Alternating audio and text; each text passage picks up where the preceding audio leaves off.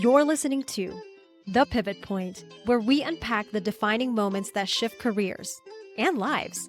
I'm your host, Laura Dionisio, founder of Lead Intact, and my mission is to spotlight the raw, real stories behind career pivots, the fears, the hopes, the messy middles, and the bold decisions that follow. If you're feeling stuck or quietly wondering what's next, I hope these stories help you see yourself a little more clearly and inspire you to start moving toward your own dream life. Let's begin.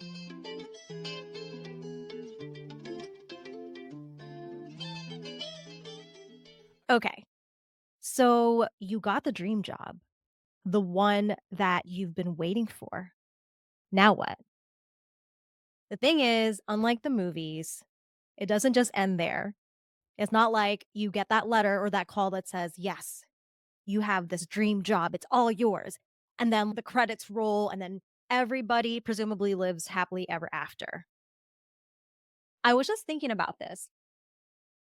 I was thinking about my latest career pivot and how everything felt amazing, magical, even during the time that it was all happening. And then I got the job that I was really hoping for, working hard for. And it wasn't really just about the job. It was also like I was looking for a balance between really liking my job and having a life, and not being burned out.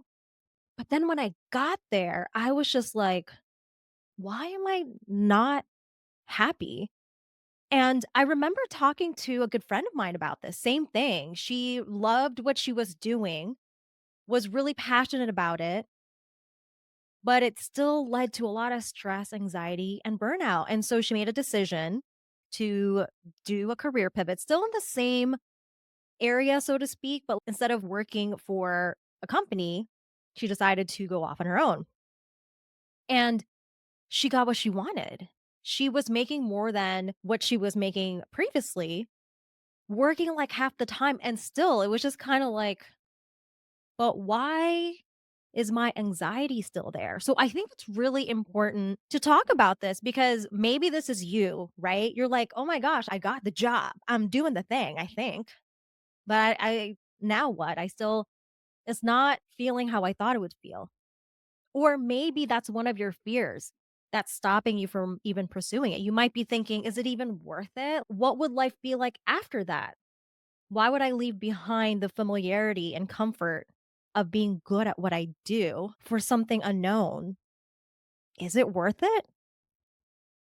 So, I want to share the story of my most recent career pivot, leading up to it, how it felt like, and then what happened afterwards, and why it took me, I'm not even exaggerating, like a year and a half before I finally settled in and felt grateful for the life that I built. I'm hoping that in sharing my story, whether you're in the same boat or you're worried that you're going to be in the same boat, that it won't take you as long. My most recent career pivot, I'm not going to mention the companies here because it's really not so much about that.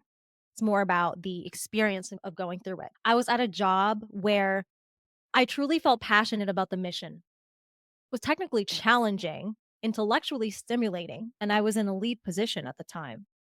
Loved it. Loved my teammates, loved what we were doing. There was like that little voice. I was just like, something's not right. And I'm a stubborn person. I didn't want to admit that something wasn't right. And then one of my coworkers, I'm so thankful for this. I called this person my work bestie.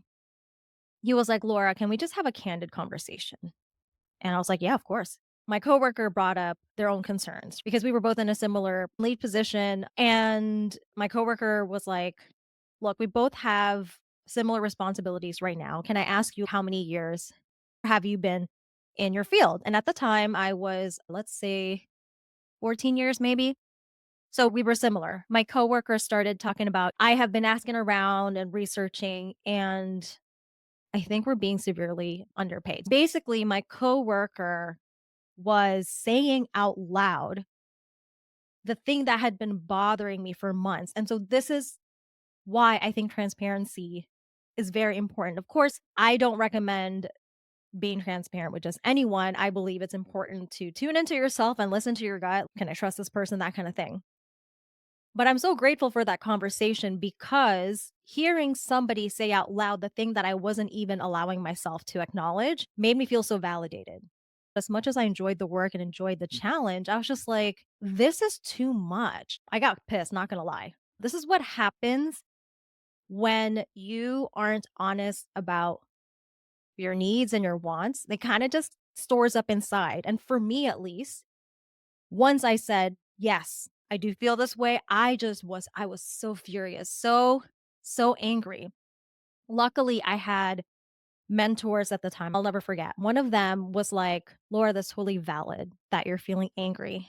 And keep in mind that when you do talk to your manager about this, and I definitely think you should, don't come from an emotional place because you're not looking for an emotional outcome. And so I prepped. I prepped myself for a conversation. And looking back, I didn't just prep in terms of what were my talking points. I also started to realign like who I was and how I saw myself. Because let me tell you, this wasn't the first time that I negotiated my salary. I've been in the business at that point like 14, 15 years. I'd negotiated before. But before, I negotiated from the place of, "Oh, Laura, statistics show that women are less likely to negotiate, so this is why it's important. Do it for womanhood." I was doing it from a place of, I should be doing this intellectually. But all those other negotiations felt deeply uncomfortable, if I'm being honest with you. As much as I tried to come off confident, I bet there was still like a small doubt in myself. Now, I'm not trying to shit on old Laura. She's badass. She did get those raises. I mentioned this because something happened in that time period, something changed that I think I have not heard anyone else talk about when it comes to negotiation. It's not enough to know in your head what your value is. It's not enough to do the research and list your experience and be like, "Ah, yes, I should be making this from like an intellectual standpoint." Because I had that. I had all that. What I did at the time, and I didn't realize this at the time, it was just upon reflection now, is I had shifted my identity such that I was coming from a place of, "Fuck yeah, I'm worth that." I completely owned that I was really good at my job. That sounds so simple, but seriously, there was just like a huge difference in how I felt, even about the thought of the conversation. Because before, when I would think about the conversation, I would feel nervous, my body would feel tight. And it'd be like, oh my God, I hope they say yes. And I'd be at war with myself. There's a part of me that was like, I hope I say yes. And then the other parts, of course, they're going to say you're worth it. This time, I was all in.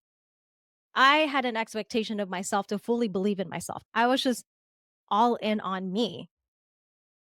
So that was the difference. Keep in mind that was the approach I was taking, and I asked for a meeting with my manager. This was an out of cycle raise that I was asking for. Mind you, I had been told in the past, not just in this company, and all the companies I've been in, we only do raises during the performance cycle. So if you're asking for that, we'll have to wait for next year. And you can only expect like 3, maybe 4%, etc. Well, with this new badass persona that I had decided to become and really fully embodied, I was like, fuck that shit. I don't give a fuck. I'm going to have this conversation. If it doesn't go anywhere, whatever, but I'm doing this for me. I need to stand up for me. So I reached out to my manager at the time. I laid out the points which my mentor helped me come up with, which is one, when you hired me, this is the salary that you had hired me at. These were the responsibilities. Totally made sense. Two, here's how my responsibilities have grown since then. Three, here are the areas that I plan to become even better at. And four, because of that, I believe with my current experience and what I'm already bringing to the table, which is different from how I started, I believe my salary range should be more like this. And then I quoted a number and I mentioned that I did research and comparable to other positions and other companies and things like that. The amount that I asked for was like a 16% raise, by the way. If the me of 5 years ago heard that, like with who I saw myself at the time, even though intellectually I knew I'd always gotten like great reviews, no matter like which company I was at, I still would have balked. Like, what? Are you sure? maybe you should bring that down to 5%. But that version of Laura was just like, fuck this shit. No, I deserve this. I honestly deserve more than this, but I'm gonna do this. And then as part of my research, I actually had applied for another job just to see what they would offer me. So keep in mind, I did this interview with no expectation and no desire really to really get that job. But of course, I gave it my best during the interview. So the same day, I kid you not, the same day that my manager said, yes, I've talked to the director and all that, it was an easy sell, to be honest. They immediately said yes to the amount that you said. That same day, I got a job offer with like slightly below what my negotiated pay raise was. You know what this badass did? You guessed it, or maybe you didn't. I don't know. But I then, when I was talking to who would be my manager at the new job, I then mentioned, I just got this pay raise. Can you match that or do better? Because again, I just did not give a fuck. The old me, like how I saw myself before, would have been worried, like, oh man, what do I do? But this new me was like, fuck it. I got nothing to lose. Let's just see what happens. I ended up taking that new job. And if this were a movie, it'd be like, "Yes, congratulations." And then you see me like popping champagne with my girls, and then the credits would run, right? Well, this is in the movies. That's not where it ended. What happened was I found myself in this job that I said I wanted, that I negotiated my ass off, stood up for myself for, and I still felt anxious. And I was like, what the fuck? I thought that getting this job would solve all my problems. Apparently, that's not how life works. That's so weird. It took me a while to understand, a year and a half. What I have since realized is that it wasn't enough to get the dream job. You also have to shift your identity to match the life that you say you want. Does that make sense? I'll break it down. For me specifically, I'd only addressed one aspect of why I kept getting burnt out from all these jobs. And that aspect is because I would say yes to roles that required me to step up as a leader and do all these extra things. So, yes, I addressed that part by getting a job that didn't have that expectation on me.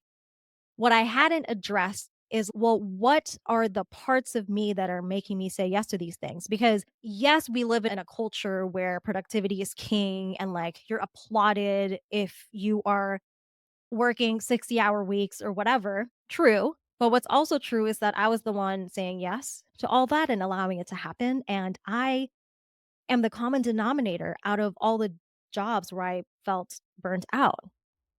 If this sounds like you and you are getting ready to flip me off, hear me out, hear me out.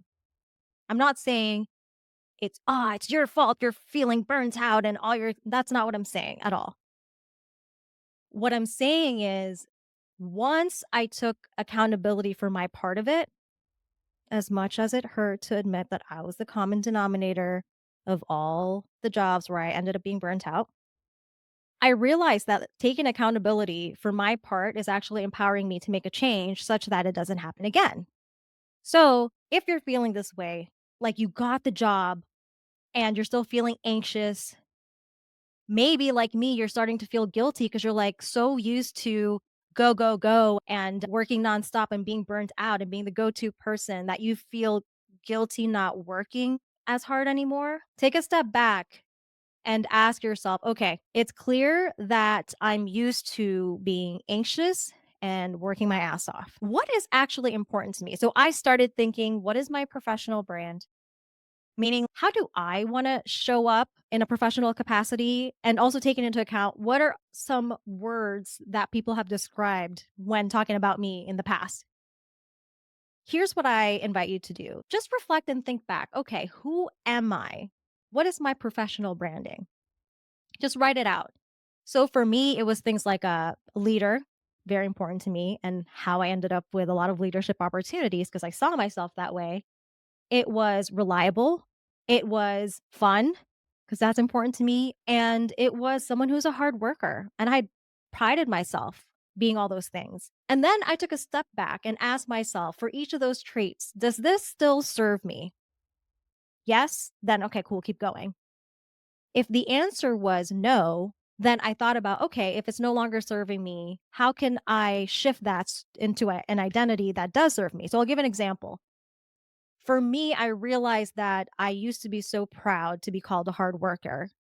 But when I reflected on it, I realized being a hard worker is what led to me being burnt out all the time.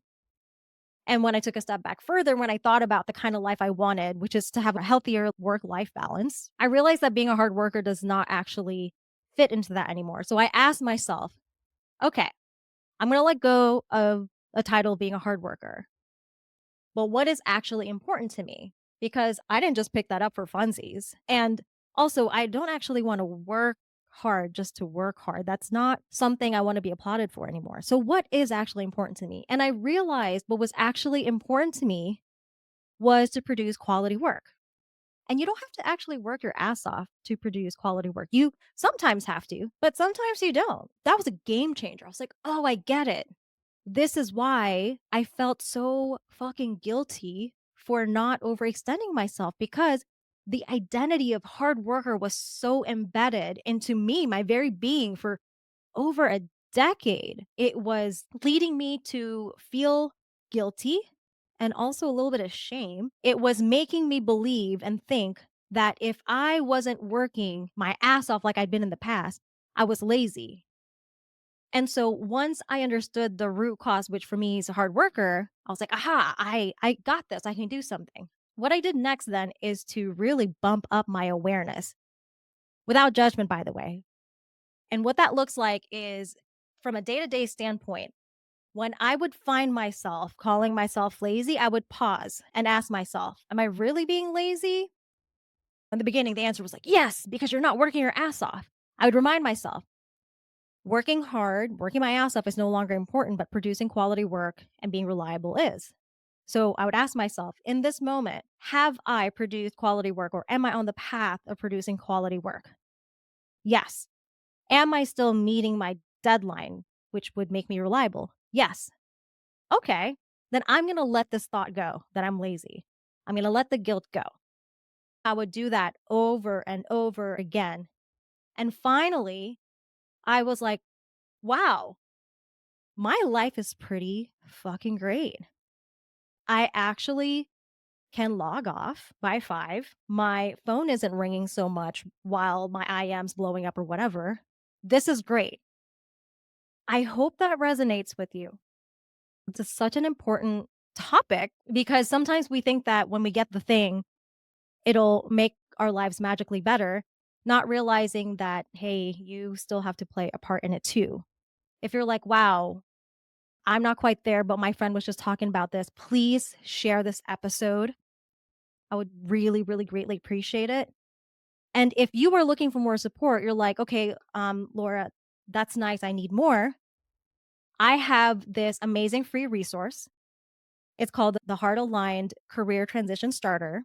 You can get that on my website. I'll also put that in the show notes. My website is www.leadintact.com. And if you've already downloaded that because you're such a supportive badass that you are, book a 20-minute call with me. I've got you. We can talk this out. And as always, thank you so much for listening and supporting this podcast. It means so much to me. Please subscribe, do the thing that you do with podcasts. And remember, if there's one thing you can take away from this episode, know that you've got more power than you think. Because even if you just can't up and leave and quit your job, right? Like you've got responsibilities, kids, people relying on you, even a simple perspective shift can make all the difference. So, with that, be gentle with yourself, be patient with yourself, stay aware, and I will see you next time. Bye, friends.